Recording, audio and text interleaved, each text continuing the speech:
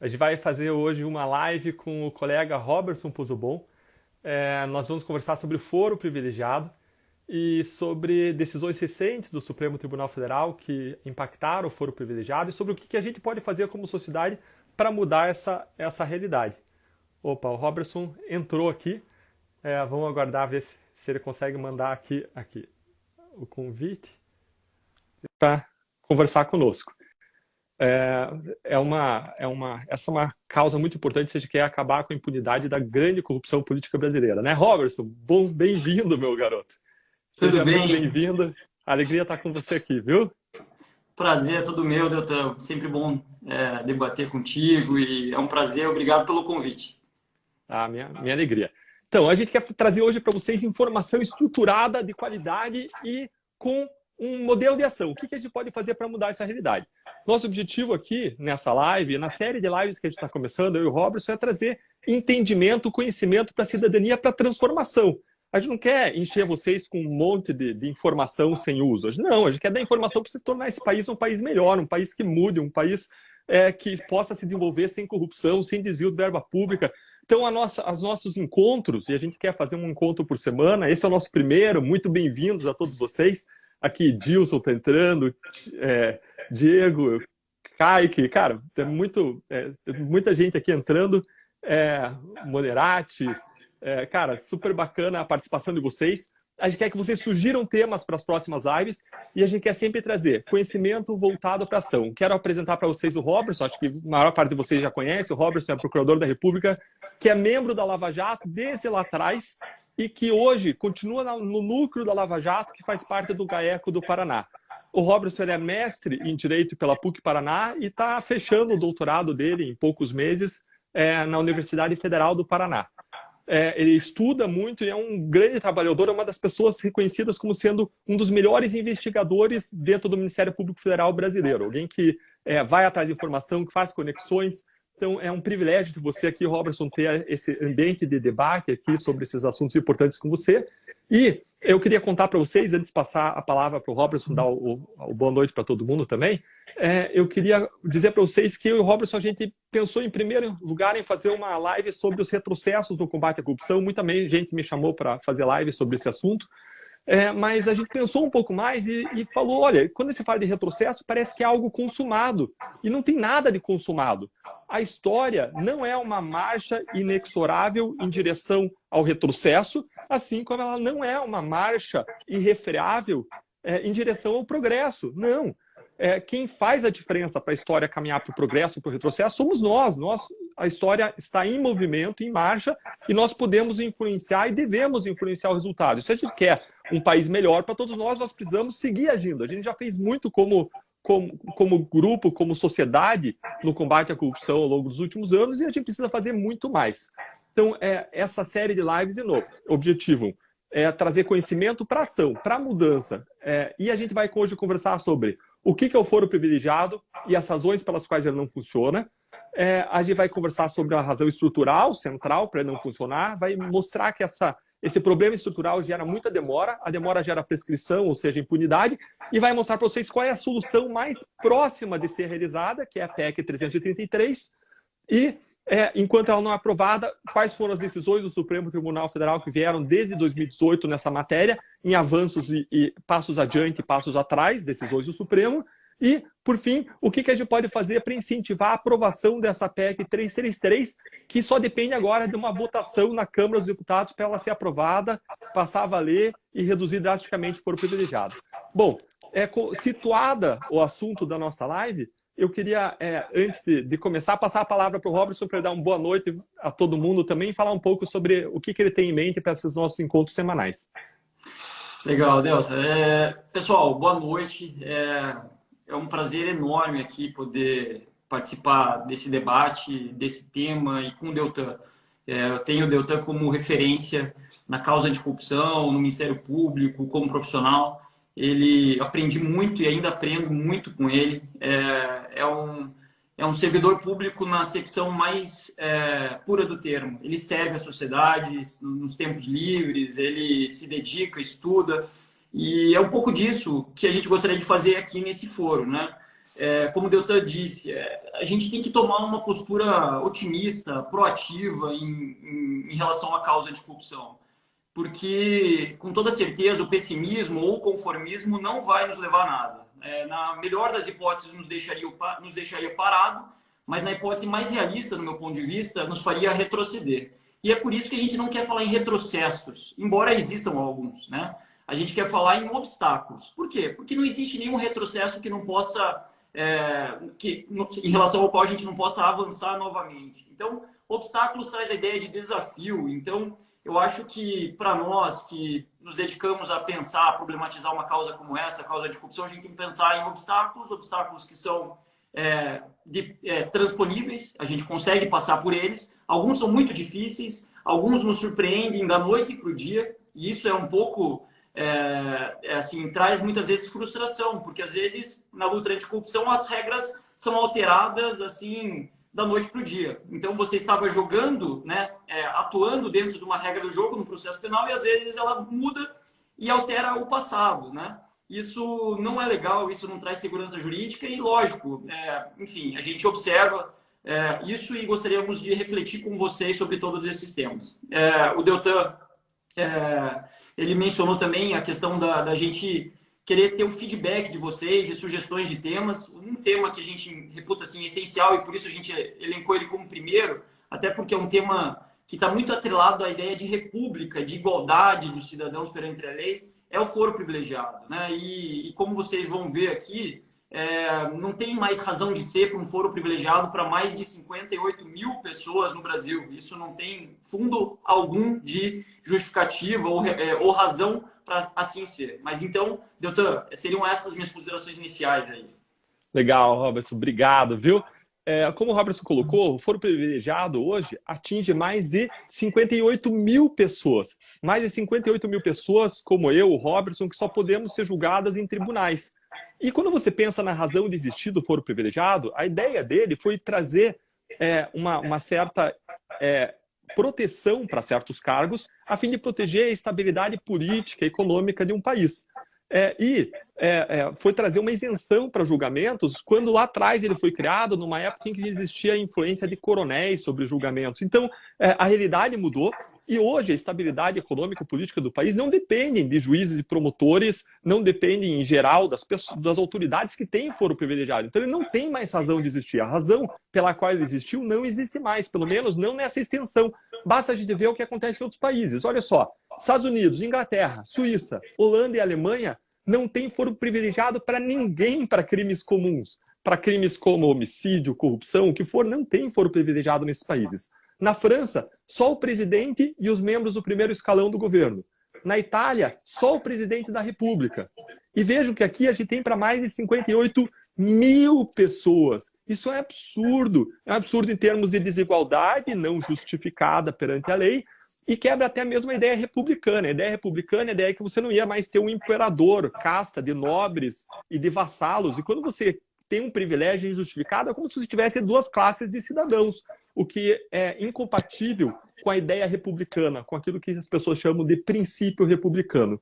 E, além de ele ser muito extenso, ele prejudica a justiça, ele gera impunidade. E por que ele gera impunidade? Ele gera impunidade, vamos colocar assim, talvez a principal razão pela qual o foro privilegiado não funciona é uma razão estrutural. Eu vou passar agora a bola para o Robertson seguir, explicando qual é a razão estrutural, o que acontece que faz com que os julgamentos não andem, introduzindo a questão da demora do julgamento, e aí a gente vai batendo essa bola. Eu queria agradecer as várias mensagens de apoio que a gente tem recebido das pessoas aqui na live. Quero agradecer o apoio de vocês, o carinho, o cuidado, o incentivo, as mensagens de força, de ânimo para que ninguém desista. É isso aí mesmo, 58 mil pessoas, isso é um absurdo, é verdade, é o que existe no Brasil. Robertson, tá com você. Qual é a causa do foro privilegiado ser disfuncional e nos dá aí uns exemplos da demora, do que acontece lá. Legal. Só para especificar a questão desse número 58, ele está distribuído tanto no foro privilegiado da esfera federal quanto da estadual. Então, na esfera federal tem cerca de 38, 40 mil agentes públicos e políticos com foro privilegiado. e nas esferas estaduais o restante. Então, a gente está falando de um montante muito expressivo de pessoas que não respondem como um cidadão comum por crimes praticados. Não pode ser. E aí tem um detalhe importante em tudo isso. Não só não pode ser julgado por um juiz em primeiro grau e depois por um tribunal em segundo grau. Ele não pode nem sequer ser investigado pelos fatos criminosos que praticou. O foro privilegiado não é um foro só para julgamento, é também um foro para investigação, pessoal. Então, veja um absurdo. Essas pessoas acabam sendo, muitas vezes, tendo uma vantagem porque elas se deparam com a agenda dos tribunais. E é aí que a gente insere essa questão que o Deltan mencionou, que é uma questão estrutural. Pessoal, olha só, vocês podem ter certeza, o Supremo Tribunal Federal, o STJ, os tribunais de justiça, os tribunais regionais federais, eles não foram estruturados para serem tribunais penais. O Supremo Tribunal Federal é uma corte constitucional, a corte mais alta do Brasil, e deveria dedicar seu tempo, sobretudo, para isso, ou exclusivamente para isso, como é na maioria dos países, nas democracias consolidadas do mundo. Acontece que, perante o Supremo, só vamos usar o caso do Supremo, 860 pessoas respondem por crimes perante o Supremo. Então, o que a gente faz quando estabelece um foro privilegiado para essas 860 pessoas é criar um funil de 11. Ou, às vezes, um funil até menor.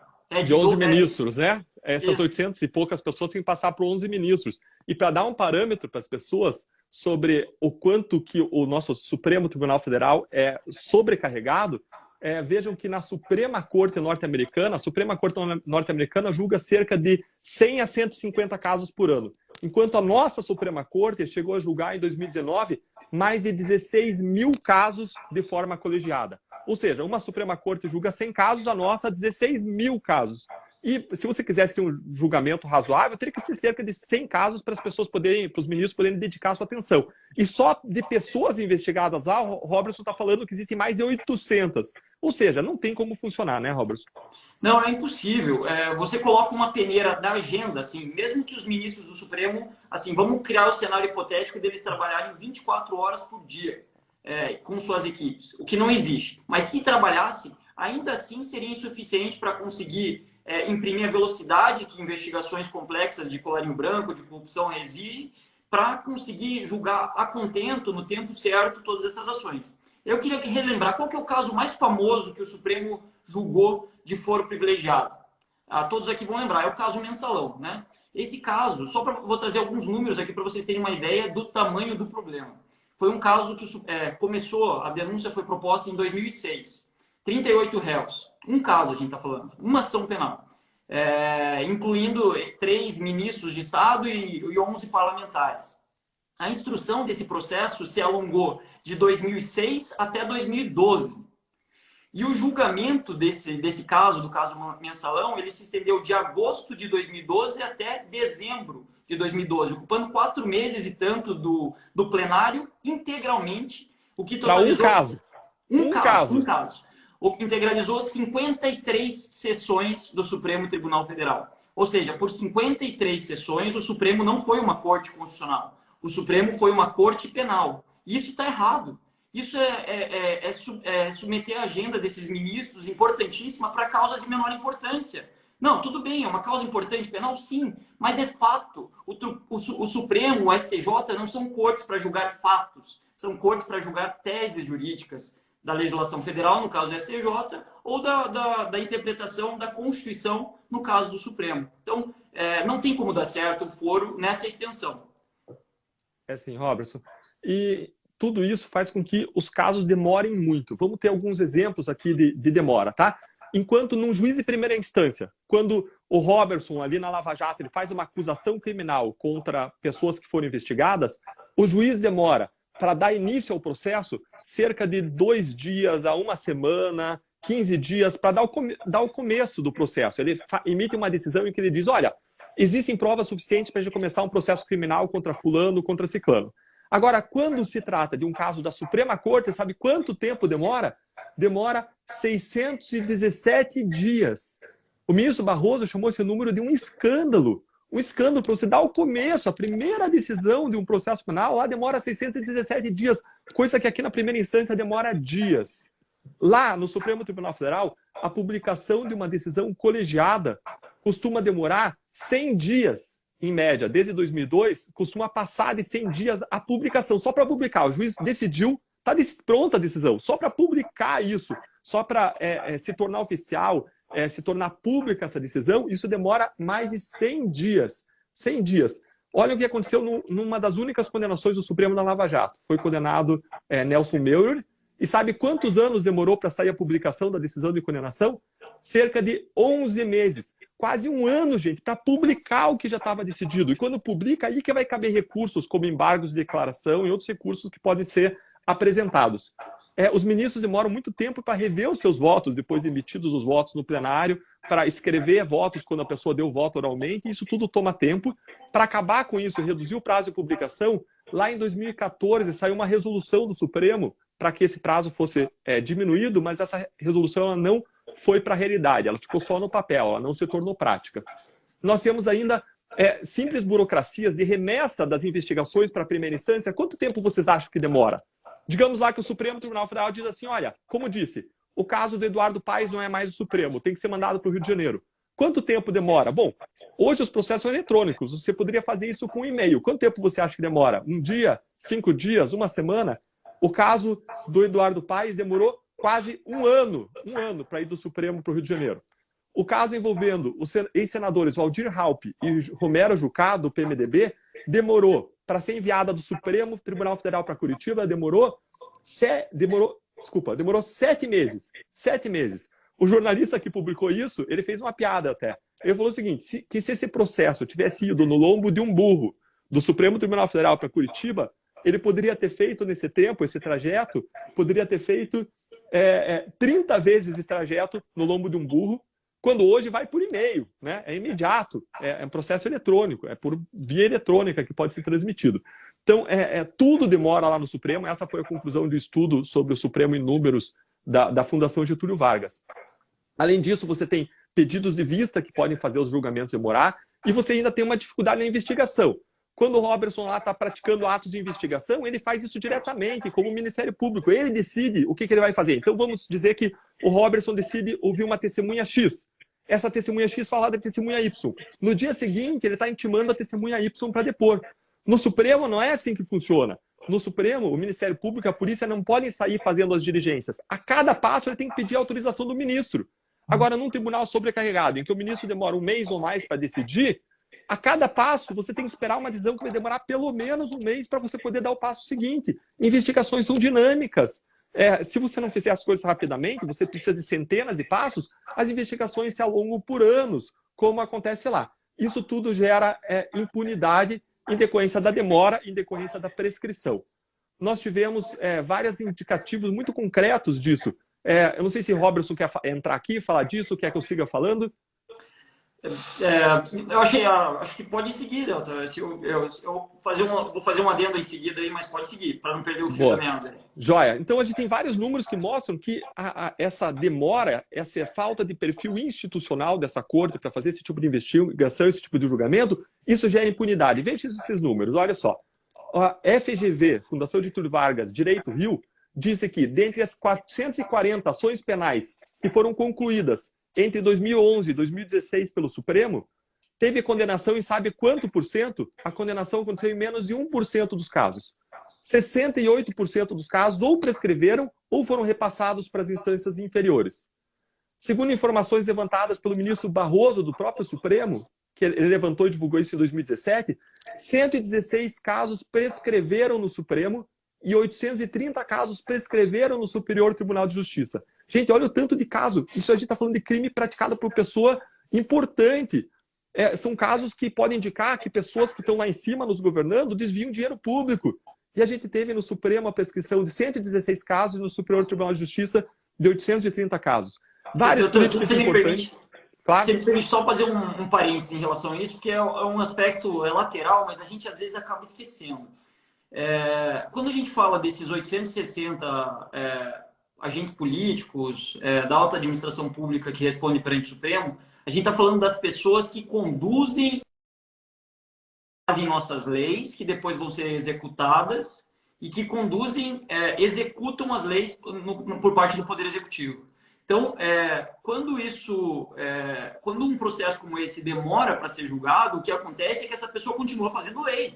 Embora ela seja denunciada por corrupção, nos 3, 4, 5, 10 anos que se estende o seu julgamento, ela continuará fazendo leis. Agora, imagine aqui vocês comigo. Qual é a chance de uma pessoa que está respondendo por corrupção, lavagem de dinheiro, por crimes gravíssimos perante o Supremo, aprovar uma lei que torne o combate desses crimes mais eficientes? Tendente é zero. É lógico que ela não vai legislar em malefício próprio. Por quê? Porque vai afetar ela diretamente. Então, você tem um conflito de interesses que fica claro quando você tem um processo que demora muito e deveria ser julgado rápido e um agente que permanece no foro. Aí ainda tem uma situação mais esdrúxula que vocês podem ter visto em alguns casos. Vocês já viram os parlamentares que passam o dia no Congresso e a noite na prisão? Eu não consigo entender esses casos. Sinceramente, como pode, no Brasil, ser autorizado que um parlamentar preso vá legislar, vá exercer o seu cargo? Isso não está certo. Então, assim, é lógico, o foro privilegiado tem suas funções de existir, mas, assim, talvez para a linha sucessória da presidência da República, como uma exceção da exceção da exceção. Só essa consideração, essa parte aí, Deltan. Excelente, você tem toda a razão. Tem gente que é investigada por vender lei, por se corromper, por vender a sua função pública e está lá, exercendo a função pública das mais relevantes do país. Isso não pode, isso é incompatível. E nós tivemos vários casos conhecidos que terminaram em prescrição. Casos como o caso envolvendo Jader Barbalho, Paulo Maluf, José Sarney, Fernando Collor, José Serra, Eliseu Padilha, prescreveram, caso envolvendo essas pessoas. Vou dar um exemplo, tá? Ação penal 461 contra Paulo Maluf. Prescreveu em 2015 no Supremo Tribunal Federal, depois de ficar 8 anos sem avançar. 8 anos. Teve vários casos em que o Supremo chegou a condenar a pessoa para em seguida reconhecer a impunidade e a prescrição. A primeira condenação do Supremo, sabe quando aconteceu? A primeira condenação do Supremo aconteceu só em 2010. Só em 2010. E a primeira vez que o Supremo mandou prender alguém aconteceu em 2013. Foi o deputado, então, ex-deputado Nathan Donadon, que foi determinada a sua prisão. Então, só vou fazer um parênteses aqui. Eu estou vendo várias pessoas falando isso. Pessoal, a conexão está caindo, né? Então, aqueles que porventura estejam com a conexão caindo ou interrompendo muito a transmissão, depois a gente vai deixar salva a live lá nos vídeos, tanto do Instagram quanto do Facebook. Então, quem não puder, tiver com a transmissão muito ruim, depois a gente coloca lá para ver com mais calma. Isso mesmo. Bacana. E aí, assim, a gente colocou um cenário de caos, né? Porque isso é um caos institucionalizado na gestão de processos. É uma sobrecarga enorme, uma demora que gera prescrição, que gera impunidade, que é o que ninguém de nós deseja. E qual que é a solução para esse problema? Bom, a única solução é você restringir o foro privilegiado por uma questão de desigualdade, por uma questão de impunidade, você restringir das 58 mil pessoas que têm foro privilegiado para um número pequeno, razoável, compatível com a ideia de você proteger a estabilidade econômica e política do país. E existe uma PEC, uma proposta de emenda à Constituição que já fez isso, que faz isso, e que já foi aprovada no Senado Federal, e que foi enviada para a Câmara dos Deputados e que está pendente de aprovação na Câmara dos Deputados. É a chamada PEC 333 de 2017. Então, ela já foi aprovada no Senado Federal, ela está na Câmara, ela reduz o foro privilegiado de 58 mil pessoas para 5 pessoas, ela é muito razoável, ela é muito boa, mas ela está aguardando ainda a aprovação na Câmara dos Deputados, nas mãos do deputado, nas mãos do presidente da Câmara dos Deputados, tem que colocar ela em votação, que é o deputado Arthur Lira. Agora, você ter essa proposta lá no Congresso não significa necessariamente que a situação vai melhorar. A gente já ouviu propostas que queriam alterar essa PEC. Essa PEC é muito boa, mas já ouviu algumas pessoas dizendo que queriam alterar essa PEC para acabar com o foro privilegiado, jogar a investigação e o processamento dos deputados e senadores para a primeira instância e das outras autoridades para a primeira instância, mas manter o foro privilegiado para determinar medidas cautelares, como buscas e apreensões e prisões em relação a eles.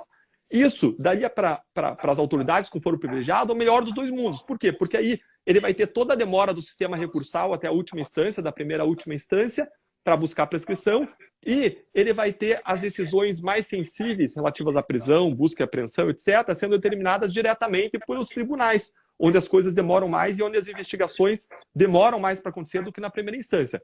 Então, pode piorar ainda. Mas a PEC, como foi aprovada no Senado, foi uma grande vitória da sociedade brasileira. A gente tem que reconhecer, o Senado deu um grande passo aí, e agora tudo depende da Câmara dos Deputados. Nós acreditamos que pode sim, com o envolvimento da sociedade, passar um ato muito bom aí, uma restrição do foro privilegiado. Se a Câmara simplesmente referendar o que o Senado fez, será um imenso avanço para o país. Agora, nesse meio tempo, enquanto não sai essa decisão, o Supremo Tribunal Federal foi enfrentando esse tema desde 2018. Roberto, você quer contar para o pessoal como que o Supremo veio enfrentando isso desde 2018, fazendo aí um avanço significativo em 2018, e depois algumas decisões criaram alguns riscos? Claro, assim, em 2018 teve uma decisão que foi um divisor de águas no foro privilegiado, foi realmente um grande avanço de um obstáculo que até então parecia intransponível, que era o foro privilegiado. O Supremo Tribunal Federal, por maioria absoluta, ou seja, todos os ministros do Supremo votaram para restringir o foro privilegiado apenas para crimes praticados no ofício ou crimes decorrentes do exercício do cargo. Isso restringiu o foro, tornando ele, a extensão dele muito menor do que se tinha antes. Vários processos foram declinados, né, se espraiaram pelo Brasil todo em decorrência da adoção desse critério. Ou seja, o critério o crime foi praticado pelo agente político ou pelo funcionário público no exercício do cargo? Tem alguma relação com o cargo esse crime? Tem. Então permanece, enquanto ele estiver no exercício do cargo, o foro privilegiado. Se não tiver nada a ver com o cargo, como, por exemplo, a gente tinha casos de violência doméstica sendo julgados pelo Supremo Tribunal Federal, gente. Casos de crimes violentos, crimes de tentativa de homicídio julgados pelos tribunais pelo Brasil afora, o que não faz sentido nenhum. Você não está protegendo o cargo quando você estende o foro privilegiado para circunstâncias como essa. Você está protegendo a pessoa e está protegendo ela indevidamente. Você está trazendo uma barreira para ela não ser responsabilizada. Então, o Supremo acertou muito, deu um passo muito bom em 2018, quando restringiu o foro. Agora, recentemente, a gente teve uma releitura daquele voto que foi feito em 2018, ou talvez uma especificação do voto que foi feito em 2018, no que tange os chamados cargos cruzados ou mandatos cruzados. O que é isso aí? É quando, por exemplo, havia uma investigação ou um processo por um deputado federal, por exemplo, por um crime praticado no exercício do seu cargo. E no período eleitoral ele deixa de ser deputado federal e se torna senador da República, por exemplo. Então, de acordo com o critério que vinha a ser adotado, feito isso, não está mais um crime, não se trata mais de um crime no exercício do cargo, porque o cargo dele era de deputado e agora ele se tornou senador. Então, o processo deveria seguir para as instâncias de primeiro grau, ordinárias. Mas o Supremo mudou esse entendimento agora, nesse mês, na semana passada, e talvez o doutor quer falar um pouquinho mais sobre essa decisão dos mandatos cruzados. Quero sim. Então, resumindo o que o Robertson disse, em 2018 o Supremo deu uma decisão histórica muito positiva. Ele não pode mudar completamente a Constituição, mas o que ele fez? Dentro da interpretação que lhe cabe, ele disse, olha, a Constituição dá foro privilegiado para as autoridades, mas não faz sentido, dentro do espírito do foro privilegiado, que esse foro privilegiado alcance crimes não relacionados ao cargo, como um acidente de trânsito, e não faz sentido que esse foro privilegiado seja mantido quando a pessoa já saiu do cargo. Isso que o Robertson disse, de modo sumário. Aí, o Robertson também complementou que depois o Supremo disse que, mesmo que se a pessoa renovar o seu cargo, ele era deputado, e se reeleger deputado, ele continua com o foro privilegiado. O Supremo depois veio e decidiu isso em 2020. Ou seja, ele deu uma pequena extensão do foro privilegiado para quando a pessoa se mantém no cargo, é reeleito para o mesmo cargo. Mas agora, há uma semana, e esse foi o motivo que nos fez fazer essa live sobre esse tema, o Supremo Tribunal Federal estendeu um pouco mais ainda a regra do foro privilegiado, que ele tinha antes restrito, dizendo o seguinte, olha, se a pessoa se reeleger, mas não for para exatamente o mesmo cargo, mas for para outro cargo, se ele era deputado e se tornar senador, ou era senador e se tornar deputado, como ele continua com o foro privilegiado perante o Supremo, nos dois casos, a gente vai manter o foro privilegiado dele mesmo para os crimes praticados no mandato anterior. Isso é ruim. É uma nova, digamos, pequena ampliação do foro privilegiado. Agora, o pior não é isso. O pior é que vários casos lá em 2018 que se enquadravam nessa situação desceram para a primeira instância. Então, se a pessoa tinha sido reeleita senadora, era deputada e foi eleita senadora, ou era senadora e foi eleita deputado, vários desses casos, depois daquela decisão de 2018, foram mandados para a primeira instância E desde 2018 até 2021, temos aí 3 anos, as autoridades foram trabalhando no caso. Só que aí o Supremo agora vem e coloca um entendimento diferente. E o que acontece? Adivinhe, todo esse período de investigações é anulado. Tudo é anulado, tudo vai água abaixo, porque o juiz que estava supervisionando a investigação era incompetente. A investigação estava sendo conduzida num lugar, segundo um novo entendimento, equivocado. Mas isso quebra a segurança jurídica completamente. Por quê? Porque as autoridades estavam trabalhando de acordo com a regra estabelecida lá em 2018, de acordo com a regra existente. Ninguém estava violando nenhuma regra. Só que agora tem uma mudança de entendimento, isso se aplica para o passado, essa é uma coisa ruim, e isso gera a perspectiva de anulação de vários casos investigando as pessoas poderosas, as mais poderosas do país, e um período de 3 anos de investigação, que é muito significativo, que vai gerar a demora dos processos, a demora das investigações, se não mesmo a prescrição e a impunidade. O que seria o ideal que o Supremo fizesse? Sempre que ele estabelece uma nova regra, interpretando o direito, estabelece uma nova regra, que ele dissesse, olha, isso vale para o futuro, e os casos do passado não devem ser anulados. Isso é o ideal, é o que nós gostaríamos que o Supremo Tribunal Federal fizesse, mas ele não tem feito isso até agora, o que gera uma insegurança jurídica e um risco de anulação dos casos. Só para complementar, eu gosto de pensar nesses casos em que você... Sabe aquele brinquedo que tem, que é uma mesa com um disco e cada um de um lado fica tentando bater até que esse disco entre no lado oposto do adversário? Quando você cria foros e critérios diversos e faz um processo penal ou uma investigação ficar tramitando do Supremo para o STJ, para o primeiro grau, para o Supremo, para o STJ, às vezes até a prescrição, o que você faz é jogar esse joguinho, uma espécie lá de semelhar ao pinball também. Então, não é legal jogar pinball com a justiça penal. Então, a gente tem que ter critérios claros de competência e esses critérios devem ser seguidos do início ao fim. As regras do jogo, saber como o agente público deve se pautar para observar as regras do jogo e ter segurança jurídica é fundamental numa democracia. Do contrário, quem é favorecido, e não por ter a razão, mas por conseguir manipular o tempo, são os próprios réus, os investigados. E tem um outro detalhe, essa figura de estender o foro privilegiado ou de manter o foro privilegiado nessa dimensão, ela acaba criando uma distorção, que a gente pode chamar talvez de foro de conveniência. E o que acontece? Tem alguns parlamentares que estão respondendo por ações ou por investigações no Supremo que temem responder, às vezes, na justiça comum, em primeiro grau, etc. E eles acabam se recandidatando ao cargo, não porque pretendem permanecer na legislatura, muitas vezes, mas também para permanecer com o foro privilegiado.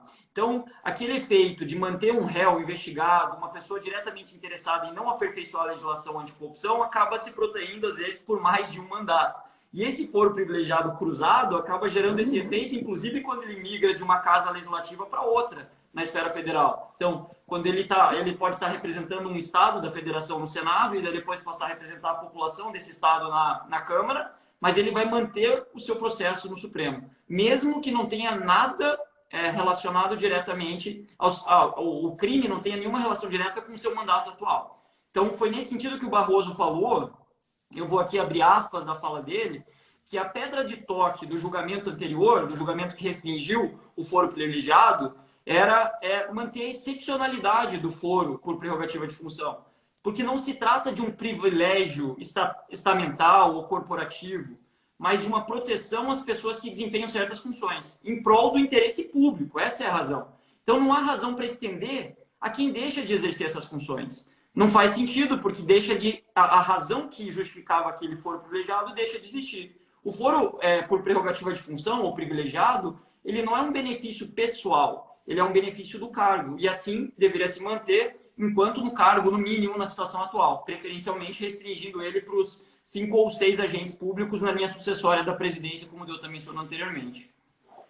É isso aí. Agora, a gente só vai ter a solução para esse problema, e eu vi aqui que alguém aqui nos comentários aqui perguntou de novo qual que é o número da PEC, qual que é o número da PEC para a gente resolver esse problema. O número da PEC é a PEC 333 de 2017, que está na Câmara dos Deputados. E a única solução tem que vir a partir do Congresso Nacional. É só ele que pode, de fato, acabar ou restringir muito o foro privilegiado. E como eu disse, essa PEC ela já foi aprovada no Senado Federal, e agora ela pende, aguarda aprovação na Câmara dos Deputados. E, como a gente disse no começo dessa live, o nosso objetivo aqui é trazer conhecimento para a formação de cidadania, para a transformação. A gente não quer empilhar um monte de informação e jogar em cima de vocês. Não, a gente quer trazer conhecimento para que vocês exerçam a cidadania, para que mude o nosso país. É o país em que eu, em que o Robertson vivemos com as nossas famílias, em que vocês vivem. Nós queremos viver num país melhor, num país em que a justiça funcione, em que as pessoas que praticam corrupção sejam extraídas da vida pública, para que elas não sigam governando de modo enviesado, de modo incorreto, o nosso país, governando em prol de interesses privados, em prol do seu bolso, e não em prol de toda a sociedade brasileira. Nós queremos um país melhor e a gente não vai alcançar isso sem a gente diminuir significativamente os nossos índices de corrupção. Por isso que a gente quer trazer conhecimento voltado à ação, a gente quer empoderar os cidadãos para que os cidadãos possam ir e cobrar os seus direitos e pedir as mudanças que são necessárias para que o nosso sistema de justiça funcione. E nesse sentido, o que o cidadão pode fazer? Bom, onde que está essa PEC 333 de 2017? Essa PEC está hoje nas mãos do excelentíssimo deputado Arthur Lira, presidente da Câmara dos Deputados, que é um deputado por Alagoas. Não sei se alguém de Alagoas está nos assistindo aqui, mas é um deputado de Alagoas e está nas mãos dele pautar e colocar em votação. E não é por falta de iniciativa e de pedido de vários parlamentares. Já existiram 26 pedidos de deputados para que o presidente da Câmara dos Deputados incluísse esse projeto em pauta desde lá o começo de 2019. Já teve 26 pedidos, mas ele ainda não foi pautado, ainda não foi inserido. A pauta ela fica nas mãos do presidente. O presidente que decide o que vai pautar ou o que não vai pautar. E ele tem essa prerrogativa e ele pode inserir em pauta. Ou seja, se o deputado Arthur Lira quiser, ele coloca em votação a PEC do foro privilegiado, do fim do foro privilegiado, e isso pode mudar essa realidade de impunidade em relação a grandes poderosos por conta dos problemas do foro privilegiado. Aí a gente vai ter que enfrentar outros problemas, como a prisão em segunda instância. Esse é outro passo que a gente precisa dar. A gente precisa da prisão após a segunda instância. Mas, independentemente dela, a redução do foro privilegiado é uma questão de justiça, de igualdade e de a gente trazer as coisas para a racionalidade, né? Para seguir a razão da existência do foro, que não se justifica em relação a essas 58 mil pessoas que criam um privilégio injustificável. E a gente já viu ao longo do tempo, ao longo da história, mobilizações da sociedade que fizeram com que o presidente da Câmara dos Deputados incluísse ou retirasse de pauta determinados assuntos ou que criasse comissões especiais. Ou seja, a mobilização da sociedade pode fazer, se a sociedade assim desejar, pode fazer com que esse tema, essa PEC, seja incluído em pauta. Os cidadãos podem pedir, e é legítimo que peçam para o presidente da Câmara dos Deputados que ele coloque em pauta essa PEC especificamente. E nós, eu e o Robertson, tenho certeza que o Robertson também pensa assim, nós deixamos nosso pedido pessoal, né, como cidadãos brasileiros, para que essa PEC seja inserida em pauta e seja votada na Câmara dos Deputados. É importante a gente refletir, fazer aqui esse apontamento que o Congresso Nacional, tanto a Câmara quanto o Senado, tem uma pauta e tem a sua agenda e são soberanos na definição dessa pauta. Não se pode, por exemplo, um outro poder intervir nessa pauta, o judiciário determinar que seja incluído em votação. Isso é absurdo.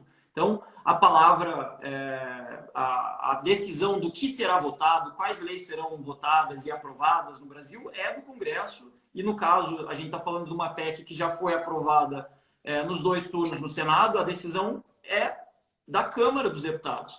Mas quem decide a agenda, quem decide o que será votado ou não na Câmara dos Deputados é o seu presidente, no caso, o excelentíssimo deputado Arthur Lira.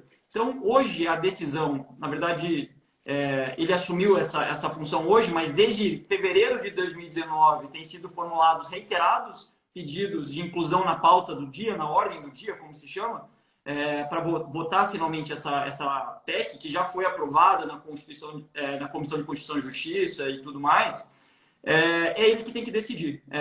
Aí a reflexão que a gente deve fazer é o que deve ser prioridade para o Congresso Nacional? Certamente o que é prioridade para aqueles que eles representam, o que é prioridade para o povo brasileiro. Então, o Congresso Nacional ele deve ser uma caixa de ressonância, uma amplificação do desejo do brasileiro. Agora eu pergunto aqui, quantos do Brasil querem que seja mantido o foro privilegiado? Né? Eu acho que quase ninguém. Eu vi lá no site do Senado uma enquete, quem é contra, quem é a favor do foro privilegiado. assim, era coisa de 189 mil a favor e menos de 1.000 contra.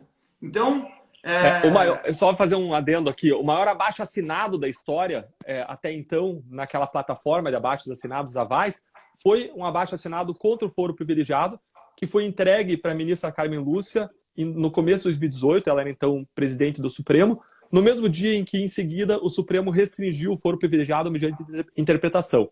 Eu acredito no poder da mobilização popular, já existiram abaixo-assinados e já existiu a aprovação dessa PEC no Senado, agora o que a gente precisa é que ela seja votada na Câmara, né? Exatamente. É uma demanda de muitos brasileiros e, sem dúvida, existem vários parlamentares que também são sensíveis a isso. Muitos desses requerimentos, esses pedidos de inclusão na pauta, foram assinados por dezenas de parlamentares. Então, existem grupos de parlamentares que estão lá, por favor, inclua a PEC para acabar com o foro privilegiado na pauta. Então, isso está acontecendo já há algum tempo. Eu vou trazer aqui o número exato. E a gente precisa reconhecer os parlamentares que lutam contra a corrupção e que lutam pela aprovação de propostas contra a corrupção.